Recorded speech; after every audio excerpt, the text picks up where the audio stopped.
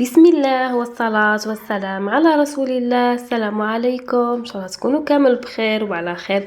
اليوم جيتكم بهذا الفيديو المنتظر اللي راهم يستناوه بزاف تاع البنات، هذا الغولي صالي اللي يعني شحال من وحده طلبت مني الوصفه وراني جيت نشاركها معكم.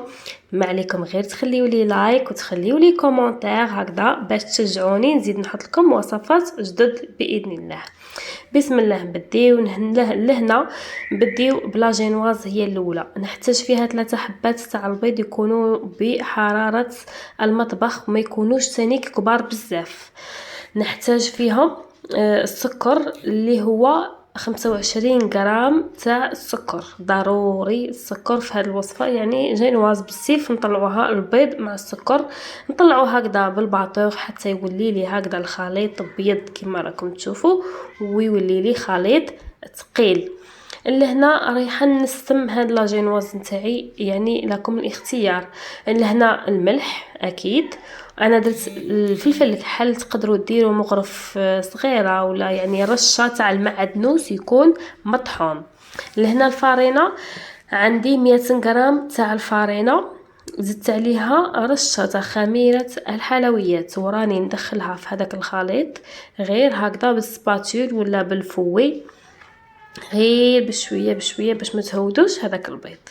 هذه هي المرحله الاولى. يعني هذا الغولي تونيزيان يعني راه مطلوب بزاف وراه داير ضجه كبيره في مواقع التواصل، وقليل قليل اللي راهم يمدوا يعني الوصفه نتاعه.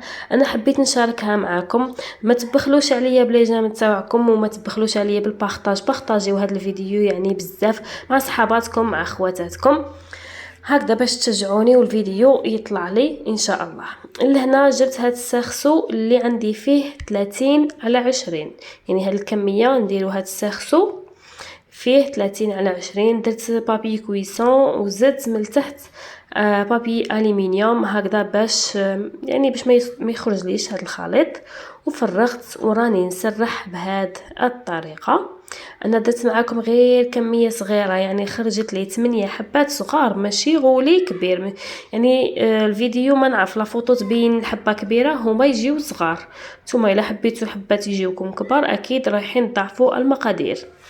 لهنا هاودي لا جينواز نتاعي رايحه ندخلها طيب على درجه متوسطه، اكيد ما تخليوهاش تيبس. لا يبست لكم لا جينواز نتاعكم ما رايحاش يعني ترولا لكم، ما تولي لكم شغولي، رايحه تكسر لكم. لهنا نمشيو نوجدوا الحشوه.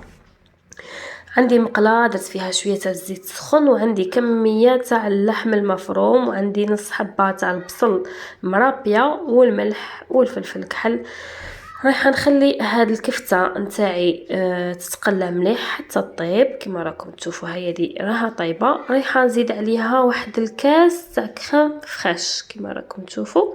كريم فريش انا نستعمل هذه اوبلا، يعني فيها ما فيهاش شحال بنه قاطعه، ولا المهم انا تعجبني بزاف. سيت شحال من نوع ما عجبونيش، هذه هي اللي نستعملها بزاف.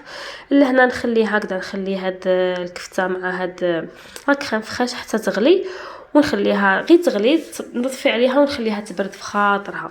هي دي لا جينواز نتاعي بعد ما طابت. شوفوا ما حمرتها ما والو، الا وصلتوا تحمروها رايحه تيبس لكم تكسر لكم. كي جبتها من الفوغ درت عليها هاد الطورشون نادي، سمختها شويه بالماء وخليتها هكذا، فرشتها فوقه، خليتها 10 دقائق.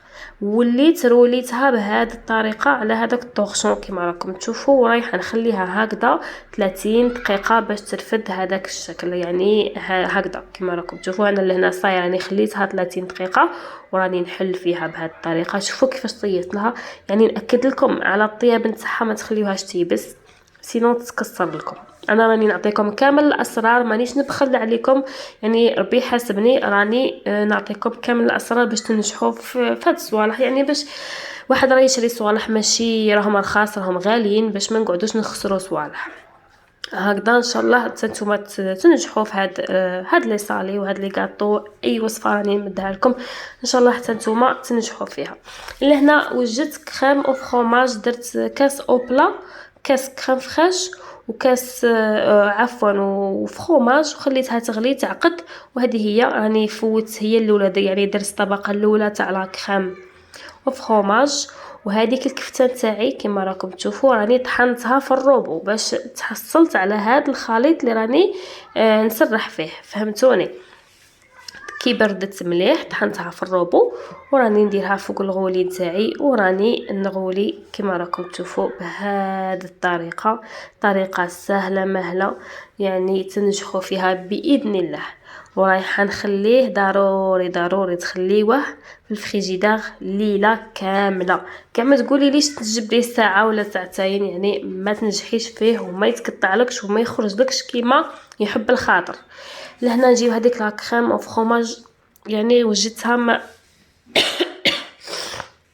سمحوا لي ما وجدتهاش معاكم. المهم انا سهله قلت لكم لا كريم فريش مع الفرomاج تخليوهم يغليو تحصلوا على لا كريم او فرomاج. لهنا راني ايطاليتها على هذاك الغولي وجبت البيستاش نتاعي، بيستاش مطحون وراني نلصق فيه بهذه الطريقه هكذا كما راكم تشوفوا. ومن بعد نفوت نقص لي طرونش نتاعي. شوفوا كيفاش يجيو روعه، يجي واحد الغولي يجي يهبل شباب بنين، روعه بزاف، يعني راه داير ضجه بزاف كبيره. انا نتمنى منكم تعاونوني بالبارطاج ولي جيم ولي كومونتير. نتمنى اي وحده شافت راها تشوف هذا الفيديو دروك تمشي تخلي لي جيم وتخلي لي كومونتير وتبارطاجي الفيديو هكذا باش نزيد نحط لكم وصفات بزاف. انا هاد الغولي درته فورماسيون، يعني انا درته بالدراهم وراني نعطيه لكم باطل، يعني ماشي خساره فيكم. شوفوا ولدي كي راه يخونني في البيستاش لهنا شوفوا كيفاش راني نقص معاكم بهذه الطريقه غير بشويه وتتحصلوا على حبيبات بزاف شابين هكذا. ياسر انا ما عنديش مشكل يعني نشارك معكم وصفات ماغري نخدم بيهم بصح نورمال والله، يعني عادي راكم كيما خواتاتي نشارك معكم بالك حتى واحد اخرى تستفاد وتخدم والرزق على ربي. هذه هي النتيجه النهائيه تاع هذا الغولي. ان شاء الله تكون نالت اعجابكم. نشكركم على المشاهده. السلام عليكم.